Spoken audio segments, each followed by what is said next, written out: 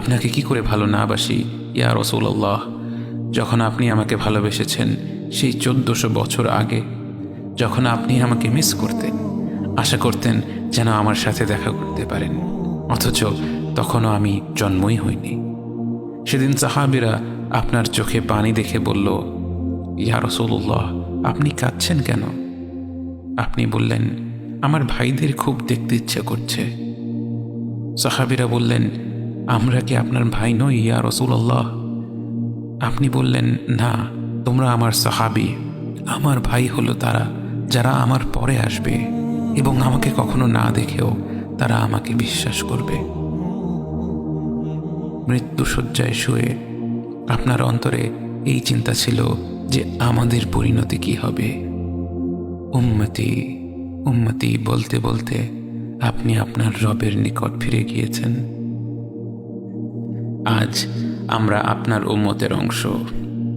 বিশ্বজুড়ে আপাত দৃষ্টিতে আমরা হচ্ছি সবচেয়ে অপদস্থ, নিরুপায়, পরাজিত, লাঞ্ছিত, অথচ বাস্তবে আপনার উম্মতের অংশ হওয়া যে গোটা বিশ্বের সব সম্পদ পাওয়ার চেয়েও মূল্যবান ব্যাপার।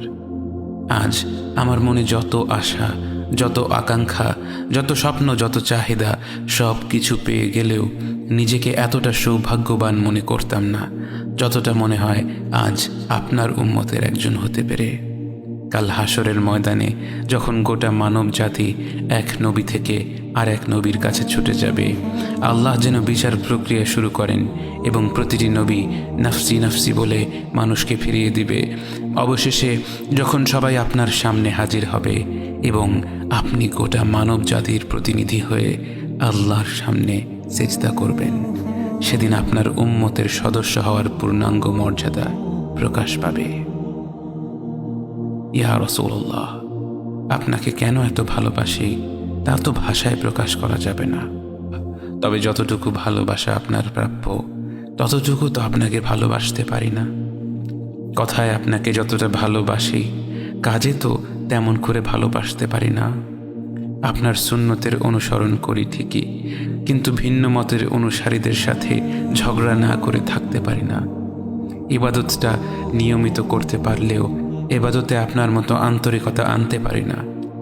বাহ্যিক বিষয়ে আপনার অনুসরণ করতে পারলেও চারিত্রিক দিক থেকে তো আপনার কাছ থেকে শিক্ষা নিতে পারি না।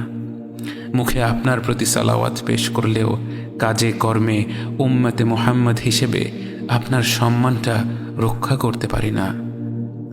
রাসূলুল্লাহ, হাবিবুল্লাহ, নবিয়ুল্লাহ, ইয়া মুস্তাফা, আমরা তো আপনার উম্মত হবার যোগ্য নই, কিন্তু আপনার রব তো সবচেয়ে ক্ষমাশীল।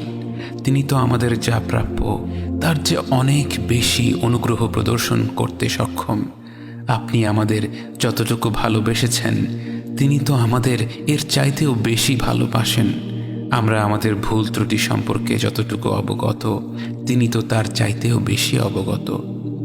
আমাদের রবের অনুগ্রহের দিকে তাকিয়ে অন্তরে আপনার প্রতি যতটুকু ভালোবাসা রয়েছে সেই ভালোবাসার দিকে তাকিয়ে আজ বুকে আশা বেঁধে রই, খুব শীঘ্রই আপনার দেখা পাবো ইয়া নবী আল্লাহ। খুব শীঘ্রই হাউদে কাউসারের পাড়ে আপনার হাতে তৃষ্ণা মেটাবো ইয়া হাবিব আল্লাহ। জান্নাতের নির্মল বাগানে অনন্তকালের যাত্রায় আপনার সঙ্গী হয়ে ঘুরে বেড়াবো ইয়া রাসূলুল্লাহ সাল্লাল্লাহু আলাইহি ওয়াসাল্লাম।